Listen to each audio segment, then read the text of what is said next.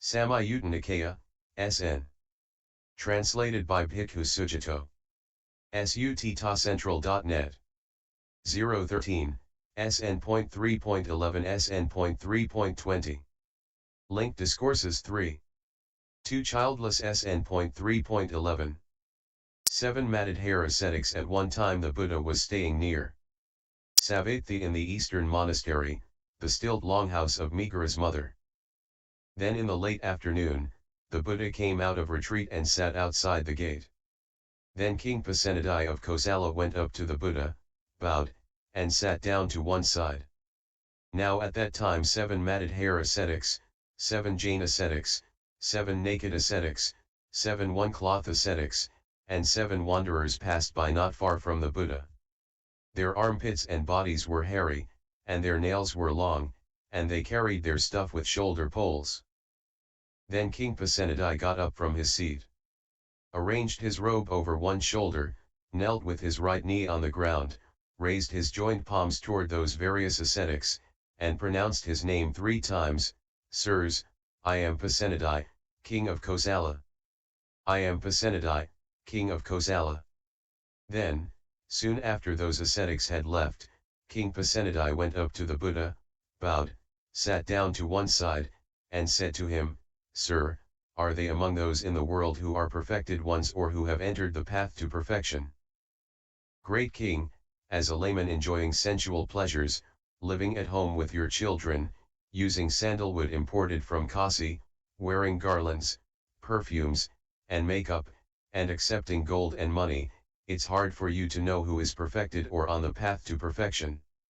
You can get to know a person's ethics by living with them, but only after a long time, not casually, only when paying attention, not when inattentive, and only by the wise, not the witless. You can get to know a person's purity by dealing with them. You can get to know a person's resilience in times of trouble. You can get to know a person's wisdom by discussion, but only after a long time, not casually, only when paying attention, not when inattentive, and only by the wise, not the witless. It's incredible, sir, it's amazing, how well said this was by Master Gotama. Sir, these are my spies, my undercover agents returning after spying on the country. First they go undercover, then I have them report to me. And now, when they have washed off the dust and dirt, and are nicely bathed and anointed, with hair and beard dressed, and dressed in white, they will amuse themselves, supplied and provided with the 5 kinds of sensual stimulation. Then, knowing the meaning of this, on that occasion the Buddha recited these verses. It's not easy to know a man by his appearance. You shouldn't trust them at first sight. For undisciplined men live in this world, disguised as the disciplined. Like a fake earring made of clay. Like a copper halfpenny coated with gold. They live hidden in the world. Corrupt inside but impressive outside. SN.3.11 Kings. At Savatthi. Now at that time 5 kings headed by Pasenadi were amusing themselves, supplied and provided with the 5 kinds of sensual stimulation, and this discussion came up among them, what's the best of sensual pleasures? Some of them said, sights are the best of sensual pleasures. Others said, sounds are best. Others said, smells are best. Others said, tastes are best. Others said, touches are best. Since those kings were unable to convince each other, King Pasenadi said to them, Come, good sirs, let's go to the Buddha and ask him about this. As he answers, so we'll remember it. Yes, dear sir, replied those kings. Then those 5 kings headed by Pasenadi went to the Buddha, bowed, and sat down to one side. King Pasenadi reported their conversation to the Buddha, and said, Sir, what's the best of sensual pleasures? Great King, which kind of sensual stimulation is best is defined by which is most agreeable, I say. The very same sights that are agreeable to some are disagreeable to others. When you're happy with certain sights, as you've got all you wished for, you don't want any other sight that's better or finer. For you, those sights are perfect and supreme. The very same sounds, smells, tastes, touches that are agreeable to some are disagreeable to others. When you're happy with certain touches, as you've got all you wished for, you don't want any other touch that's better or finer. For you, those touches are perfect and supreme. Now at that time the lay follower Kandanangalika was sitting in that assembly. Then he got up from his seat, arranged his robe over one shoulder, raised his joined palms toward the Buddha, and said, "I feel inspired to speak, Blessed One. I feel inspired to speak, Holy One." "Then speak as you feel inspired," said the Buddha.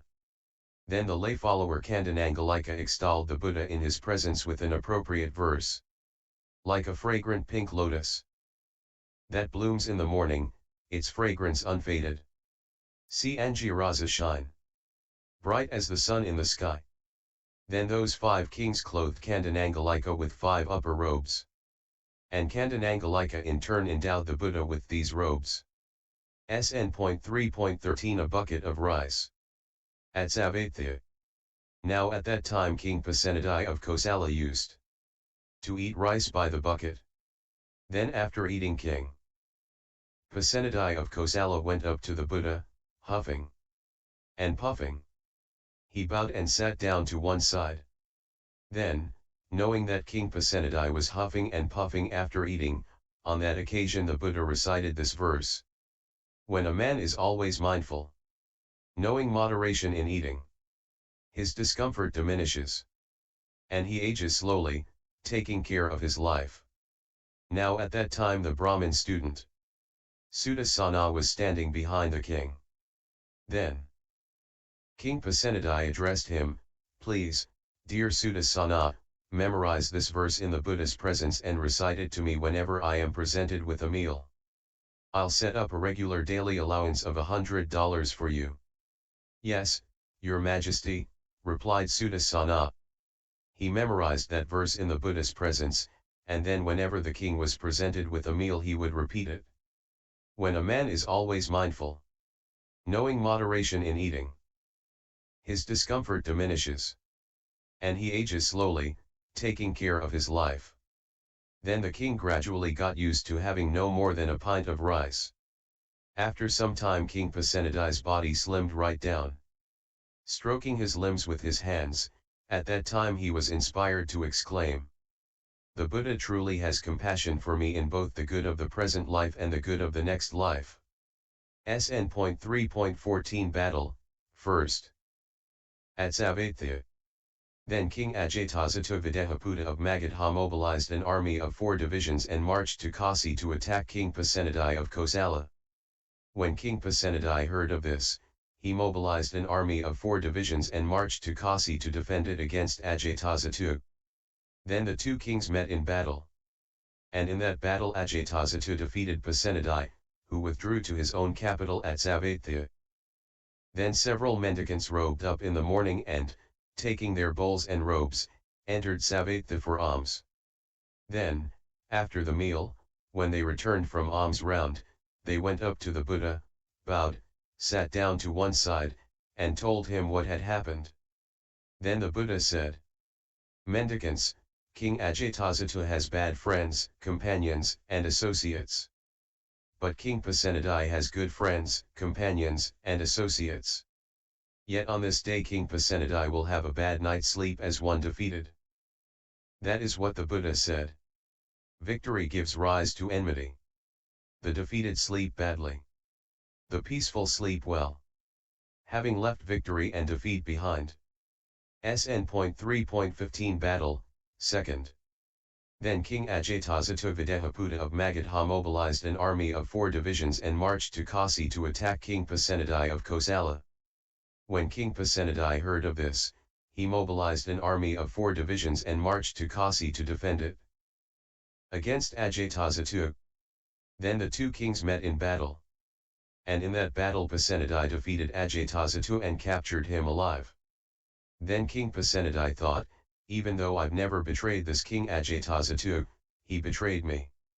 Still, he is my nephew. Now that I've vanquished all of Ajatasattu's elephant troops, cavalry, chariots, and infantry, why don't I let him loose with just his life? And that's what he did. Then several mendicants told the Buddha what had happened. Then, knowing the meaning of this, on that occasion the Buddha recited these verses. A man goes on plundering, as long as it serves his ends. But as soon as others plunder him, the plunderer is plundered. For the fool thinks they've got away with it, as long as the wickedness doesn't ripen. But when the wickedness ripens, they fall into suffering. A killer creates a killer. A conqueror creates a conqueror. An abuser creates abuse. And a bully creates a bully. And so as deeds unfold, the plunderer is plundered. SN.3.16 A daughter at Savatya. Then King Pasenadi of Kosala went up to the Buddha, bowed, and sat down to one side. Then a man went up to the king and whispered in his ear, "Your Majesty, Queen Malika has given birth to a daughter." When this was said, King Pasenadi was disappointed. Then, knowing that King Pasenadi was disappointed, on that occasion the Buddha recited these verses. Well, some women are better than men. O ruler of the people, wise and virtuous, a devoted wife who honors her mother-in-law. And when she has a son, he becomes a hero, O Lord of the land. The son of such a blessed lady may even rule the realm. SN.3.17 Diligence. At Savatya, seated to one side, King Pasenadi said to the Buddha, "Sir, is there one thing that secures benefits for both the present life and lives to come?" "There is, great king." "So what is it?" "Diligence, great king, is one thing that, when developed and cultivated, secures benefits for both the present life and lives to come. The footprints of all creatures that walk can fit inside an elephant's footprint. So an elephant's footprint is said to be the biggest of them all. In the same way, diligence is one thing that secures benefits for both the present life and lives to come. That is what the Buddha said. For one who desires a continuous flow of exceptional delights, long life, beauty, and health, heaven, and birth in an eminent family, the astute praise diligence in making merit. Being diligent, an astute person secures both benefits. The benefit in this life, and in lives to come. A wise one, comprehending the meaning, is called astute. SN.3.18 Good friends at Savatya. Seated to one side, King Pasenadi said to the Buddha, "Just now, sir, as I was in private retreat, this thought came to mind. The teaching is well explained by the Buddha, but it's for someone with good friends, companions, and associates, not for someone with bad friends, companions, and associates." "That's so true, great king." "That's so true," said the Buddha. And he repeated the king's statement, adding, "Great king, this one time I was staying in the land of the Sakyans where they have a town named Nagarika. Then the mendicant Ananda came to me, bowed, sat down to one side, and said, 'Sir, good friends, companions, and associates are half the spiritual life.' When he had spoken, I said to him, 'Not so, Ananda. Not so, Ananda. Good friends, companions, and associates are the whole of the spiritual life. A mendicant with good friends, companions, and associates can expect to develop and cultivate the Noble Eightfold Path.' And how does a mendicant with good friends develop and cultivate the Noble Eightfold Path? It's when a mendicant develops right view, right thought, right speech, right action, right livelihood, right effort, right mindfulness, and right immersion, which rely on seclusion, fading away, and cessation, and ripen as letting go. That's how a mendicant with good friends develops and cultivates the Noble Eightfold Path. And here's another way to understand how good friends are the whole of the spiritual life. For, by relying on me as a good friend, sentient beings who are liable to rebirth, old age, and death, to sorrow, lamentation, pain, sadness, and distress are freed from all these things. This is another way to understand how good friends are the whole of the spiritual life. So, great king, you should train like this: I will have good friends, companions, and associates. That's how you should train. When you have good friends, companions, and associates, you should live supported by one thing: diligence in skillful qualities. When you're diligent, supported by diligence, your ladies of the harem, aristocrat vassals, troops, and people of town and country will think. The king lives diligently, supported by diligence. We'd better live diligently, supported by diligence. When you're diligent, supported by diligence, then not only you yourself, but your ladies of the harem, and your treasury and storehouses will be guarded and protected. That is what the Buddha said. For one who desires a continuous flow of exceptional wealth, the astute praise diligence in making merit. Being diligent, an astute person secures both benefits: the benefit in this life, and in lives to come. A wise one, comprehending the meaning, is called astute. SN.3.19 Childless, first. At Savatya. Then King Pasenadi of Kosala went up to the Buddha in the middle of the day, bowed, and sat down to one side. The Buddha said to him, "So, great king, where are you coming from in the middle of the day?" "Sir, here in Savatya a financier householder has passed away. Since he died childless, I have come after transferring his fortune to the royal compound. There was 8 million in gold, not to mention the silver. And yet that financier ate meals of rough gruel with pickles. He wore clothes consisting of 3 pieces of sun hemp. He traveled around in a vehicle that was a dilapidated little cart, holding a leaf as sunshade." That's so true, great king. That's so true. When a bad person has acquired exceptional wealth, they don't make themselves happy and pleased. Nor do they make their mother and father, partners and children, bondservants, workers, and staff, and friends and colleagues happy and pleased. And they don't establish an uplifting religious donation for ascetics and Brahmins that's conducive to heaven, ripens in happiness, and leads to heaven. Because they haven't made proper use of that wealth, rulers or bandits take it, or fire consumes it, or flood sweeps it away, or unloved heirs take it.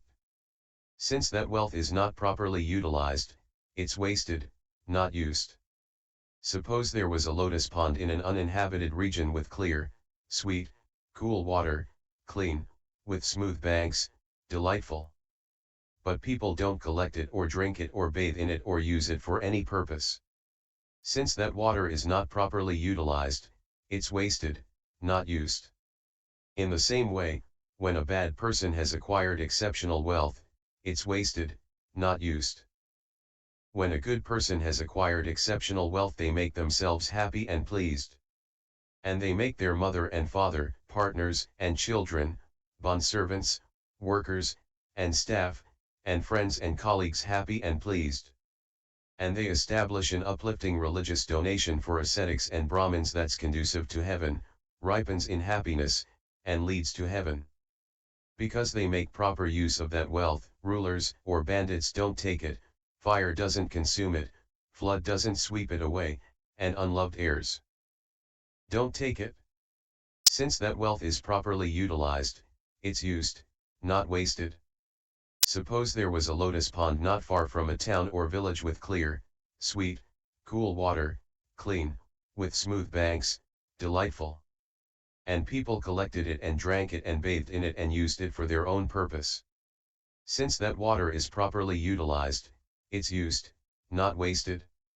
In the same way, when a good person has acquired exceptional wealth, it's used, not wasted. As cool water in an uninhabited region evaporates when not drunk, so too when a sinner acquires wealth, they neither use it themselves nor give it away. but when a wise and sensible person gets hold of wealth, they use it and do their duty. That head, having supported the family unit, blameless, goes to a heavenly place. SN.3.20 Childless, 2nd. Then King Pasenadi of Kosala went up to the Buddha in the middle of the day. The Buddha said to him, "So, great king, where are you coming from in the middle of the day?" "Sir, here in Savatthi a financier householder has passed away. Since he died childless, I have come after transferring his fortune to the royal compound. There was 10 million in gold, not to mention the silver. And yet that financier ate meals of rough gruel with pickles. He wore clothes consisting of 3 pieces of sun hemp. He traveled around in a vehicle that was a dilapidated little cart, holding a leaf as sunshade." "That's so true, great king. That's so true. Once upon a time, great king, that financier householder provided alms food on behalf of a Buddha awakened for himself named Tagarasika. He instructed, give alms to that ascetic, before getting up from his seat and leaving. But after giving he regretted it. It would have been better to feed the bond servants or workers with that alms food. What's more, he murdered his brother's only child for the sake of his fortune. Because that financier provided Tagarasika with alms food, as a result of that deed he was reborn 7 times in a good place, a heavenly realm. And as a residual result of that same deed he held the position of financier 7 times right here in Savatthi. But because that financier regretted giving alms, as a result of that deed his mind didn't tend to enjoy nice food, clothes, vehicles, or the 5 refined kinds of sensual stimulation. And because that financier murdered his brother's only child for the sake of his fortune, as a result of that deed he burned in hell for many years, for many hundreds, many thousands, many hundreds of thousands of years. And as a residual result of that same deed for the 7th time, since he is childless, his fortune ends up in the royal treasury. Now the old merit of that financier has been used up, and he hasn't accumulated new merit. Today, great king, that financier burns in the great hell of screams. So, sir, that financier has been reborn in the great hell of screams. Yes, he has, great king. That is what the Buddha said. Grain, wealth, silver, and gold, or whatever other possessions there are. Bond servants, workers, employees, and those dependent for their livelihood. You must go on without taking these. All of them are left behind. But the deeds you do, by body, speech, and mind, that's what you can call your own. That's what you take when you go. That's what goes with you, like a shadow that never leaves. That's why you should do good, investing in the future life. The good deeds of sentient beings support them in the next world. End SN.013.